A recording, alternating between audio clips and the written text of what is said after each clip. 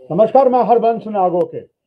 एक ब्रेकिंग खबर है और ये पड़ोसी के लिए है, पड़ोसी देश के लिए। और कहा जाता है पड़ोसी बदले नहीं जाते, दोस्त बदले जा सकते हैं। और हमारा पड़ोसी क्या है, कौन है, आप सभी जानते हैं भली भांति से। और ये दायित्व बनता है प्रजातंत्र के चौथे प्रहरी का, खास करके जो हम भारत में है और खास करके जम्मू कश्मीर में कार्यरत जो प्रजातंत्र के चौथे प्रहरी हैं, उनके लिए नजर रखना पड़ोसी देश पर बहुत जरूरी है, क्योंकि उसकी नापाक साजिशें लगातार चल रही हैं। जहां तक छद्म युद्ध की बात है, वो लगातार कोई भी वहां का शासक रहा हो, चाहे प्रजातांत्रिक के जो ढक्सोला है उसका थ्रू हो या सीधा फौजी जर्नल हो, उनके सबके इरादे भारत के लिए जम्मू कश्मीर में आतंकवाद फैलाने के लिए लगातार जारी हैं। 3 दशक से ज्यादा छद्म युद्ध यानी कि प्रॉक्सी वार कर रहा है।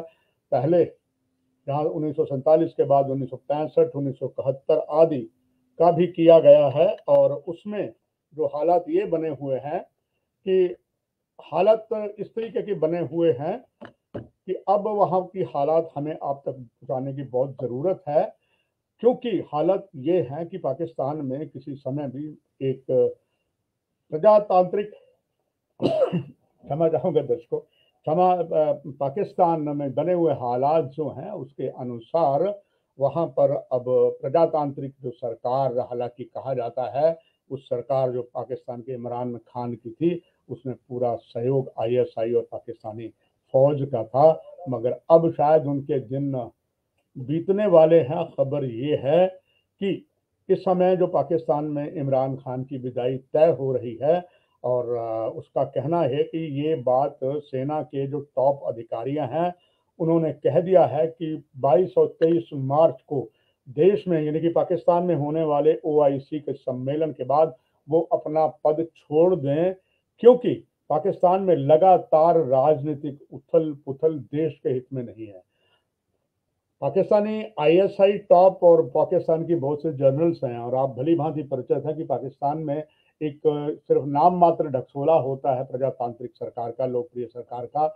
जितने भी टॉप वहां पर कॉरपोरेशन है उसमें पाकिस्तानी फौजी चाहे रिटायर हो चाहे ऑन सर्विस हो, उन्हीं का जो है वो राज होता है। और इसके लिए कह दिया गया कि उन जो राजनीतिक उथल पुथल इमरान खान के लिए हो रही है वो देश के लिए हित में नहीं है। और इसीलिए वहाँ तय ये किया गया है कि नवाज शरीफ की पार्टी जो पाकिस्तान मुस्लिम लीग, नवाज शरीफ PMLN है, के ने प्रधानमंत्री पद के लिए नाम की घोषणा कर दी है। और ये नाम है पार्टी में विपक्षी पार्टी PML के नेता नवाज शरीफ, जो पहले प्रधानमंत्री रहे, उनका तख्ता पलट भी कर दिया गया था। जनरल मुशर्रफ ने उनके भाई को प्रधानमंत्री के पद के लिए उम्मीदवार बनाया है। इस घोषणा के बाद प्रधानमंत्री इमरान खान की विदाई लगातार अटकलें तेज हो गई हैं। और यही, अगर आपने गौर किया होगा, जम्मू कश्मीर में चाहे तो गुलाम कश्मीर के साथ लगती सीमा है या भारत पाक अंतर्राष्ट्रीय सीमांत के 3 जिले हैं, यहाँ सब में। और उत्तरी कश्मीर में जो गुलाम कश्मीर के साथ लगते हुए जिला बारामूला, कुपवाड़ा, कुछ और क्षेत्र आते हैं, वहाँ पर सुरक्षा व्यवस्था और भी कड़ी कर दी गई है। आंतरिक सुरक्षा भी बहुत बढ़ोतरी कर दी गई है। कहीं ये आशंका व्यक्त की गई है, इस संबंध में हमने कल ही आपको अपने अग्निबाण कार्यक्रम में बताया था कि अब जाते जाते इमरान खान अगर देखते हैं मैं जा रहा हूँ, कुछ ना कुछ नापाक साजिश भारत के जम्मू कश्मीर में ऐसे करवा दें कि एक बार थोड़ा बहुत वो सपोर्ट मिल जाए उन्हें पाकिस्तानी कट्टरपंथियों की। मगर ऐसा नहीं होगा, क्योंकि बहुत नजरें उन पर गाड़ी हुई हैं, वो ऐसा नहीं कर पाएंगे। और अगर ऐसा होता है तो बात क्लियर हो जाती है कि नवाज शरीफ के जो भाई आएंगे वो भी कोई दूध से धुले नहीं होंगे, मगर निश्चित तौर पर अमेरिका के दबाव या कुछ और देशों के दबाव में उन्हें भारत के साथ शत्रुता महंगी पड़ेगी और समझौते की बात करेंगे। क्योंकि ये बात तो इमरान खान ने भी देख ली थी कि जम्मू कश्मीर जो भारत का ही अभिन्न अंग है, उसमें किसी भी तरीके की धारा 370 हटने के बाद जो उन्हें बहुत ये लग रहा था कि वहाँ खून की नदियां बह जाएंगी, वहां पर कोई तिरंगा उठाने वाला नहीं होगा। ये कई जम्मू कश्मीर के नेताओं का भी था, मगर ऐसा कुछ नहीं हुआ। बल्कि विकास की बयार प्रधानमंत्री नरेंद्र भाई मोदी ने इतनी तेजी से कर दी, सब भौचक रह गए जितना ज्यादा विकास जम्मू कश्मीर में हो रहा है। और इसी के चलते अब खलल डालने के लिए ये नापाक साजिशें कर सकते हैं। और इसीलिए यहाँ हम भी सतर्क हैं, अब देखते हैं भविष्य में क्या वहाँ रंग लाएगा, मगर एक प्रजातंत्र के चौथे प्रहरी का दायित्व है वो निभाते हुए हमने ये आपको ब्रेकिंग लाइव दिया। इसके साथ एक बात और भी बताता चलूँ, पाकिस्तान के सिंध प्रांत में एक और हिंदू लड़की का अपहरण कर उसकी बहुत जघन्य हत्या कर दी गई है, क्योंकि उससे जबरदस्ती शादी करवाना चाहते थे।